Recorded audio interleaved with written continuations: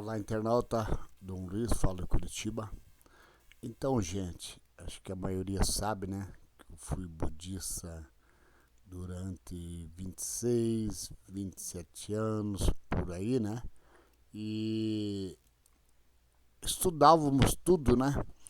E informações que vocês encontram em livros também, né? A maioria que a gente estuda no budismo também são coisas que estão em livros. E o que está em livro, né? Como eu digo sempre, né? Queremos em quase tudo e não provamos quase nada, né? Então, uma história que você não vivenciou, que você está há milênios, uma coisa que aconteceu 1 ano atrás, você já não reproduz ela fidedignamente, né? Imagine algo que vem passando, que foi relatado, né? Hoje existe filmagens escritas, né? Mas até hoje não dá para acreditar nisso, porque tem computação gráfica, tem as montagens, né? Então, sobre Cristo, né? Essa criança que nasce em uma manjedoura em Belém, né? Terra de Judá, e que segundo as profecias se tratava do Messias, é aí que começa o início da história, né? Que conhecemos sobre a vida de Jesus Cristo. Mas, gente, há um lado oculto em sua vida que poucos conhecem, e até os que acham que conhecem pode não ser é, real, né? Muitas passagens da sua vida, elas estão registradas na Bíblia, no Novo Testamento. Uma das últimas passagens, né, antes dele se tornar adulto, ocorre quando ele tinha 12 anos. Jesus questionando a lei judaica, né, as autoridades do templo. Depois dessa passagem, fica aí uma lacuna, né, sem nenhum registro ou citação no Novo Testamento do que aconteceu com Jesus no período dos 13 aos 29 anos. Que será, hein? O que aconteceu com ele durante esse tempo, né? Somente aos 30 anos de idade, ele reaparece, né? Sendo batizado e iniciando sua pregação ao povo judeu. Seus ensinamentos através de sua pregação traziam ideias revolucionárias que modificavam os princípios que até então, gente, eram tidos como absolutos. Então, os registros sobre a vida de Jesus. A Bíblia, ela foi escrita muito tempo depois dos acontecimentos, né? Fundamentada em textos antigos e na tradução oral, né? Se compararmos registros dos 4 narradores do Novo Testamento, Mateus, Marcos, Lucas e João, perceberemos contradições e omissões, não é verdade? Já foi dito muito aí. Outras fontes sobre a vida de Jesus foram descobertas e serviram como meio de investigação para melhor compreender as discrepâncias e lacunas existentes na Bíblia, né? Na Bíblia, não tem nenhum relato sobre como foi o aprendizado e as vivências de Jesus, né? Dos 13 aos 29. E nem sobre aspectos pessoais da sua vida, né? Então, o judaísmo, na época de Jesus, possuía 3 grupos ou seitas: essênios, fariseus e saduceus, né? Os essênios distinguiam-se dos mais por manter as tradições e os ensinamentos dos profetas de uma forma esotérica e hermética, né? Existiam 2 núcleos, gente. 2 núcleos essênios principais. Um era no Egito, que ficava à margem de um lago Maores. O outro era na Palestina, em Gadi, ao lado do Mar Morto. Os essênios tinham como missão curar doenças do corpo e da alma. O nome essênio, gente, para quem não sabe, tem origem no termo sírio assayá, que significa terapeuta. Então, as evidências que Jesus era um essênio, né? Segundo o teósofo francês, ele era um francês, acho que Eduardo Churé, parece, né? Maria, mãe de Jesus, era essênia. Então, o Harvey Spencer Lewis, que era a autoridade máxima da Ordem Rosa Cruz, das Américas do Norte, né? América do Norte Central, América do Norte, Central e do Sul. Nas primeiras décadas do século XX, afirmou a origem essênia de Jesus. Segundo ele, Maria e José, pais de Jesus, eram gentios, habitantes da Galileia, considerados estrangeiros pelos palestinos. Os pais de Jesus pertenciam à fraternidade essênia.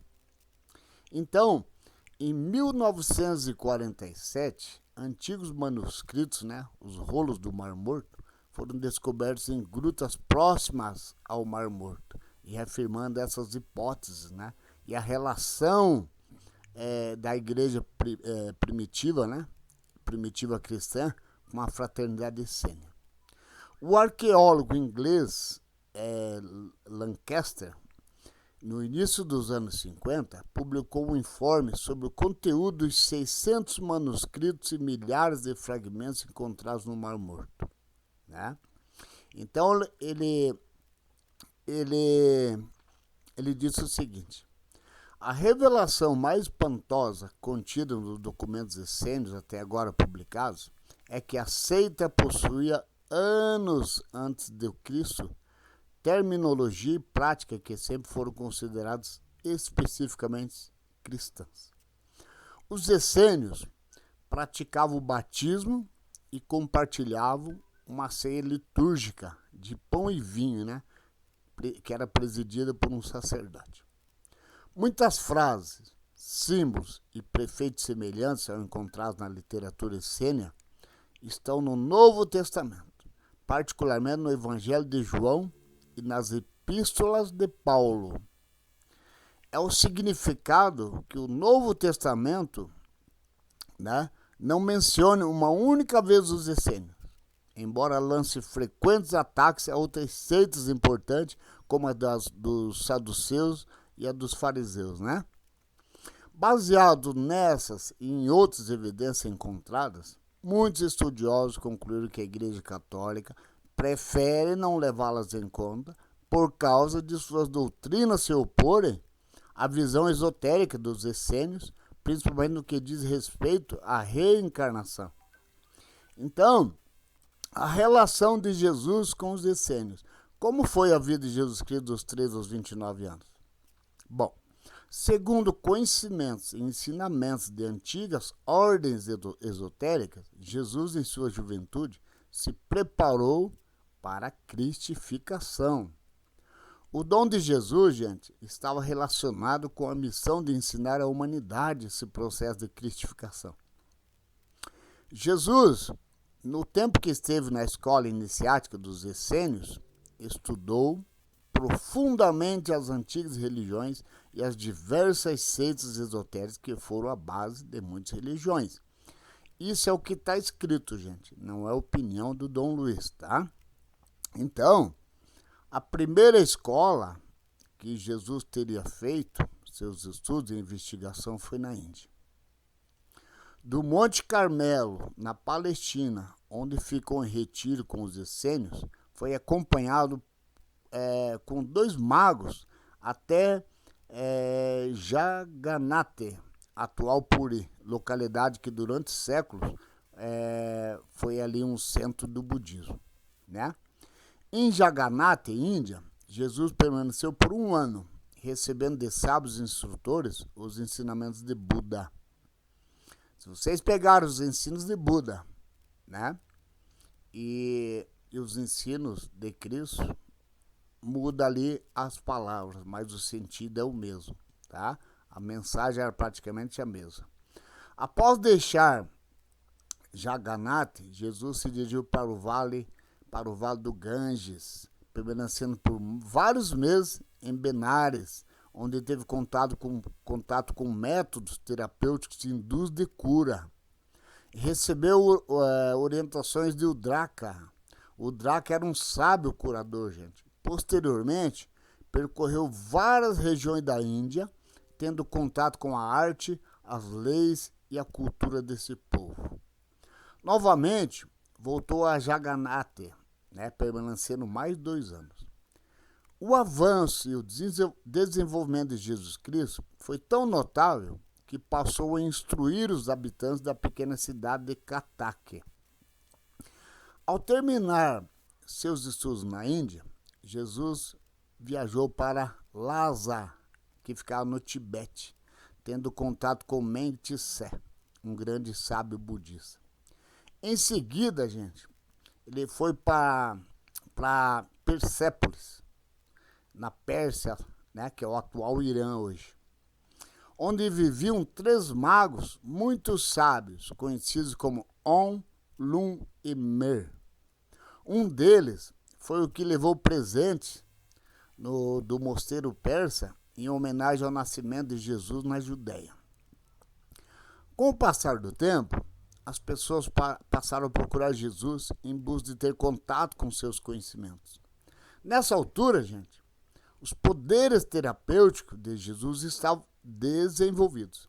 Depois de 1 ano de estadia na Pérsia, ele e seus guias foram para a região do rio Eufrates, onde tiveram contato com os sábios da Síria. O jovem Jesus, com sua sabedoria e habilidade de cura, passou a atrair multidões nas aldeias da Galileia e das regiões situadas entre os rios Tigre e Eufrates. A próxima etapa de seu desenvolvimento foi seguir em direção ao Ocidente. Jesus atravessou então a Babilônia e tomou conhecimento das experiências sofridas das antigas tribos de Israel em virtude do cativeiro que viveram sob a dominação do povo babilônio. Depois, Jesus esteve alguns meses na Grécia, com o acompanhamento de Apolônio de Tiana. Ele era um filósofo influenciado pela religião egípcia.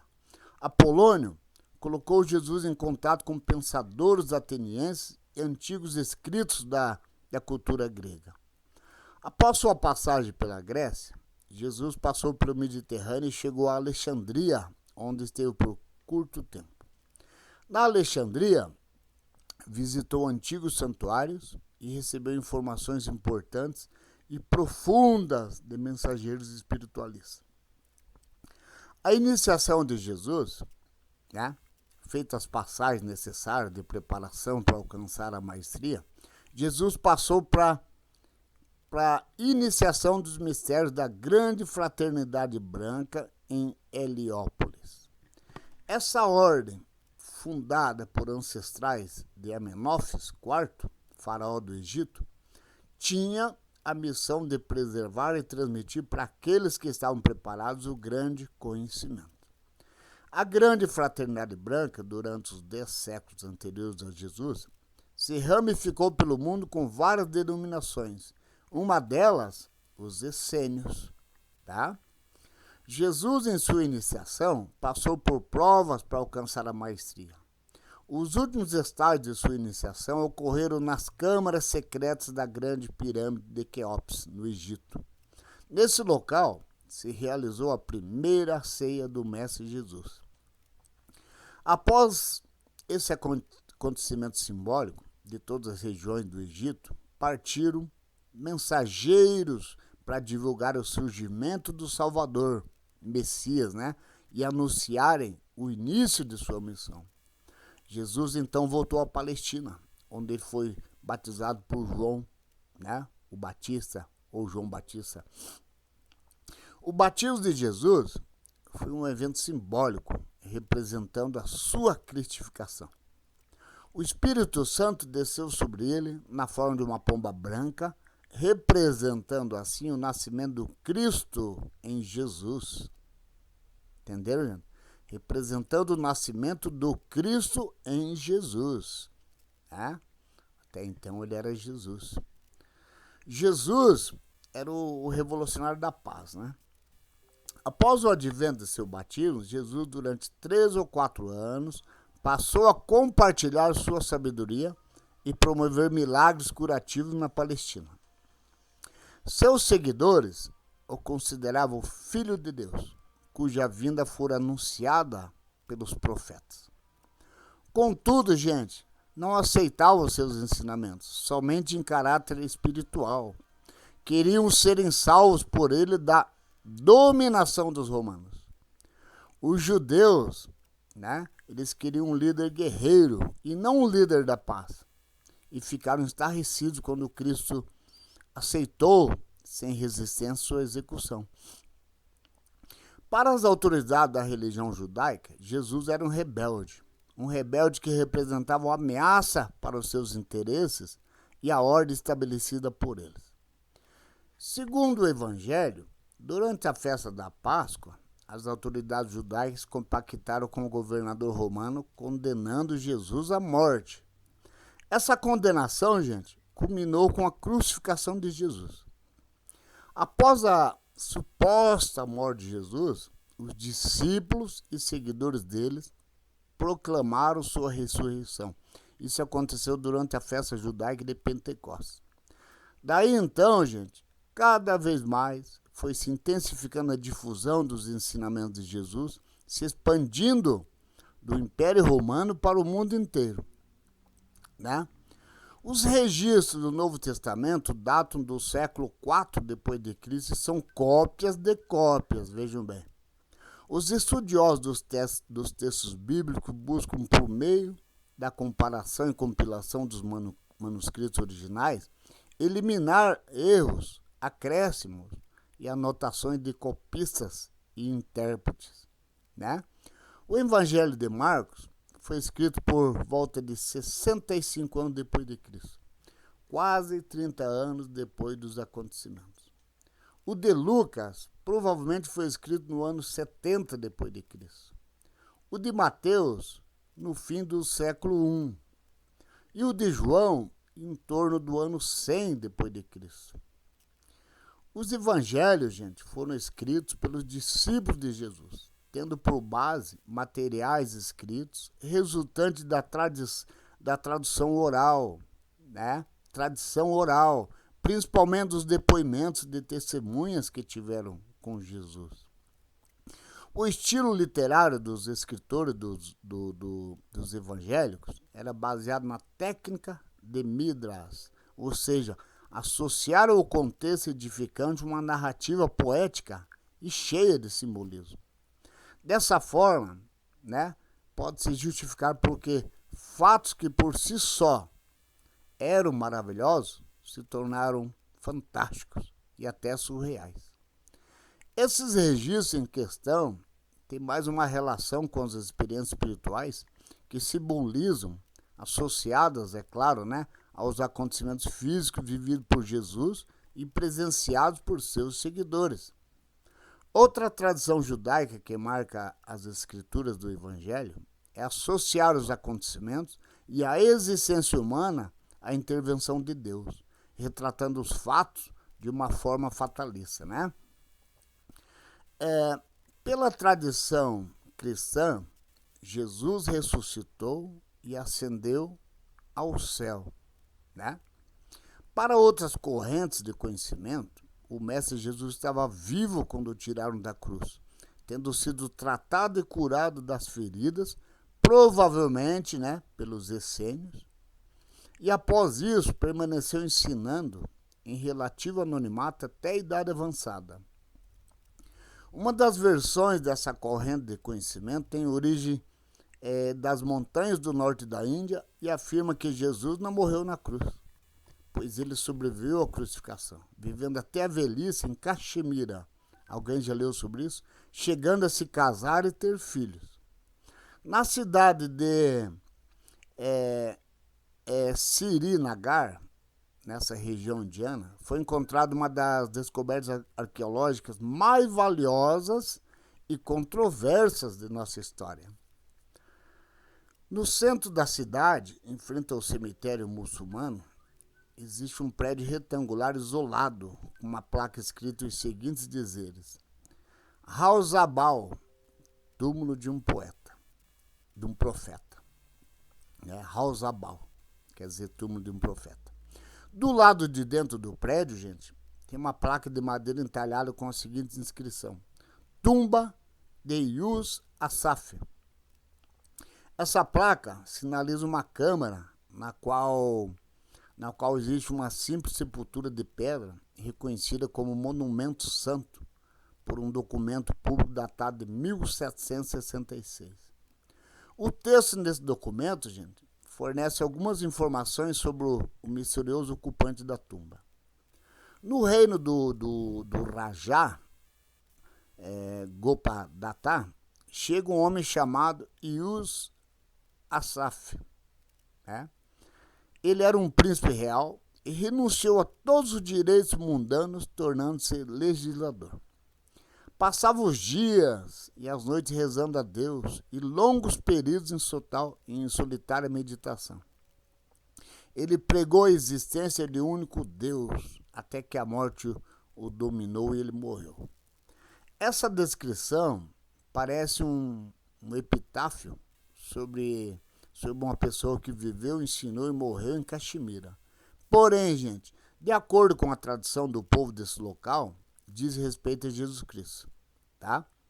A afirmação de que Jesus envelheceu e morreu em Caxemira é afirmada não só pelos guardiões hereditários do túmulo em Srinagar, mas também pelos adeptos, centenas de milhares da seita muçulmana Ahmadiyya.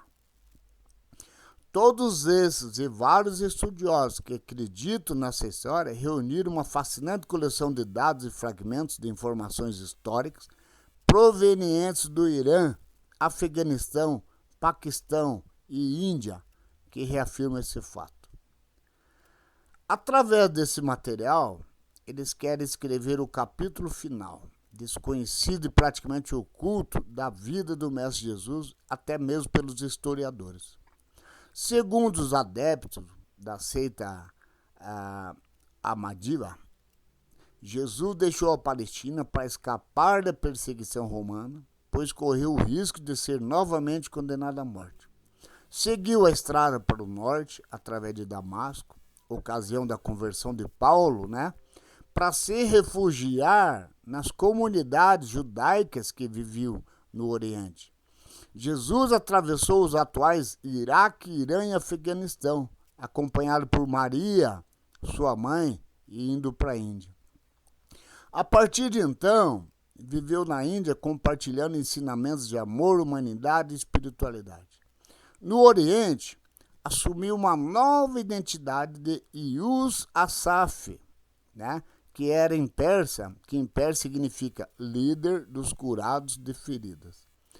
Alguns ensinamentos, gente, contam que a mãe de Jesus faleceu já com idade avançada durante a viagem para Caxemira, que foi via Paquistão.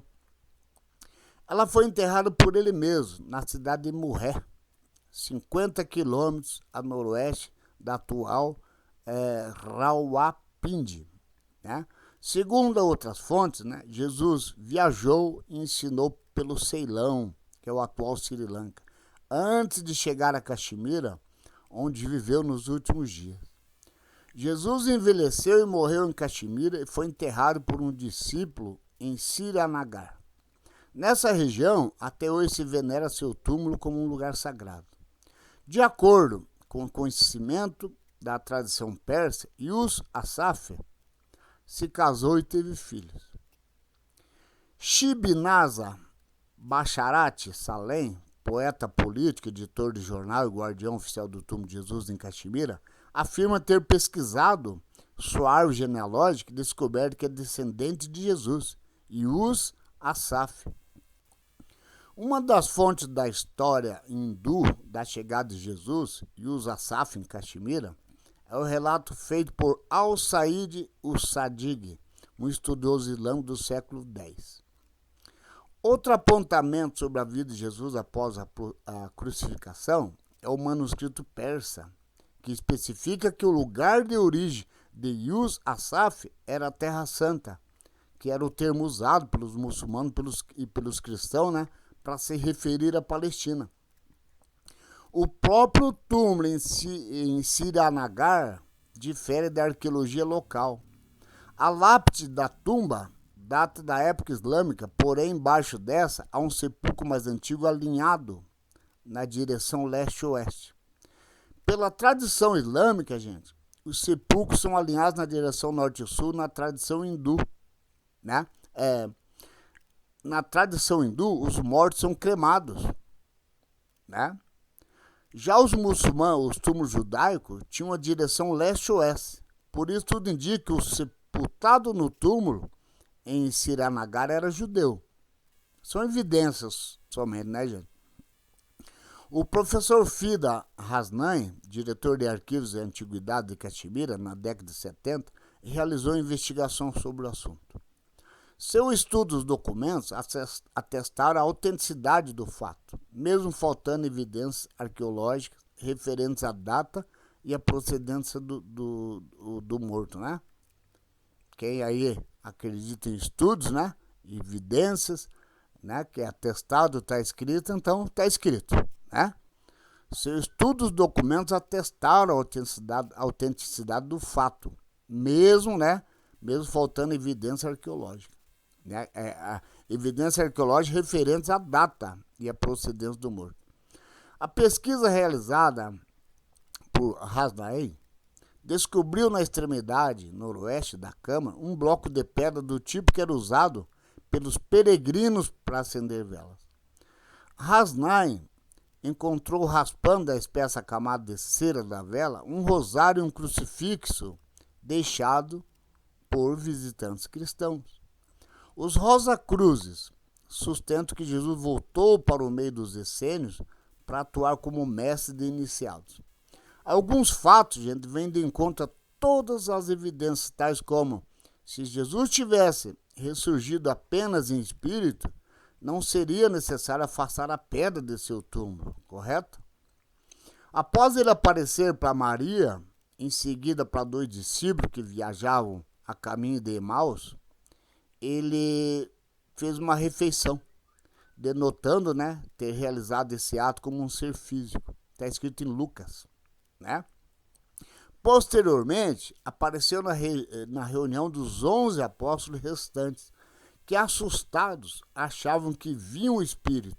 Porém, Jesus, o Cristo, os convenceu a tocá-lo, para verem que era de carne e osso. Está escrito em Lucas também. Jesus sentou-se e comeu enquanto conversava com os discípulos perplexos.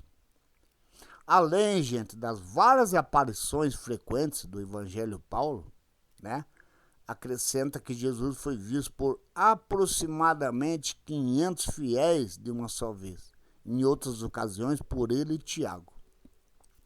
Uma das explicações de Jesus ter aparecido para tantas pessoas após o seu sepultamento na Gruta de Pedra é a dele ter se recuperado até de um possível estado de coma, né?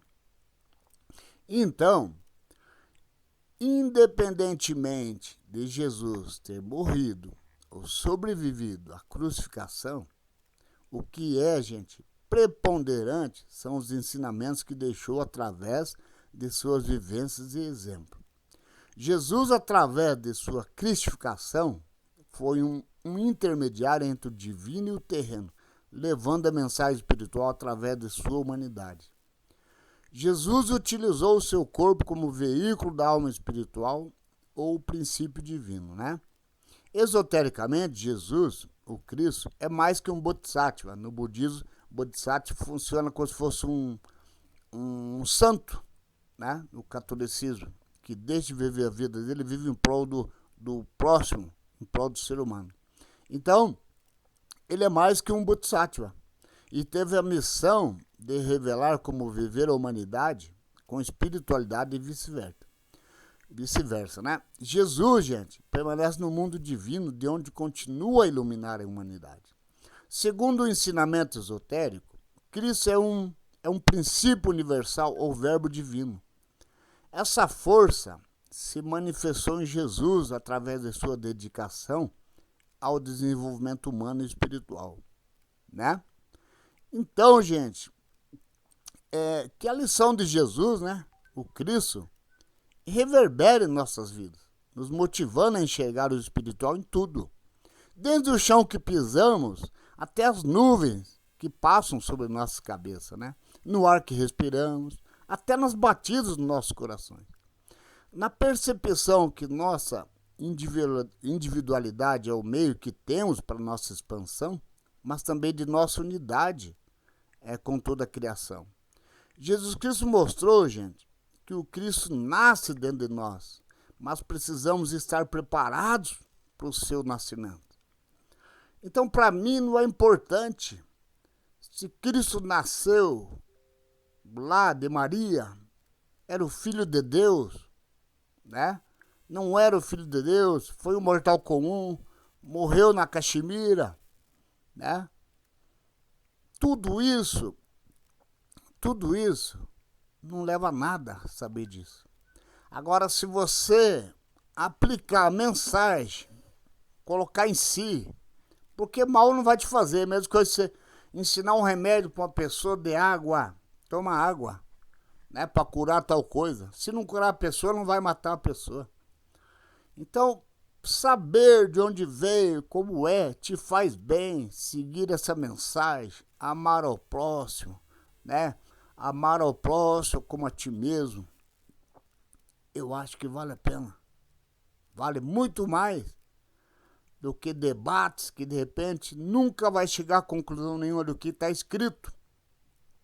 Não existe uma escrita fidedigna. O Dom Luiz mesmo, eu sou escritor, se eu for escrever sobre a minha biografia, ela não vai sair fidedigna. Tem coisas que eu vou ocultar, tem coisas que eu vou acrescentar, tem coisas que eu vou romantizar, tem coisas que eu vou dramatizar para dar ibope, né? A Bíblia é o maior best-seller da história. A gente, quando escreve o que o povo quer. E outra coisa, aquela que fala, telefone sem fio. O fato que está escrito são narrados, porque mesmo os discípulos não estavam juntos 24 horas e não iam ter tantas lembranças. Muitas coisas são narradas, né? A narração nunca sai fidedigna, né? Sem contar que de lá para cá vem tentando sendo explicado, a narração em cima de narração, né? Compilações. Então, o que importa mais sobre Jesus é a mensagem que ele deixou de amor ao próximo. E você, se você conseguir ficar o máximo de tempo possível, conseguir, né, viver sobre as mensagens de Jesus Cristo, então já terá valido a pena. Ok, gente? Sucesso. Abraço. Dom Luiz.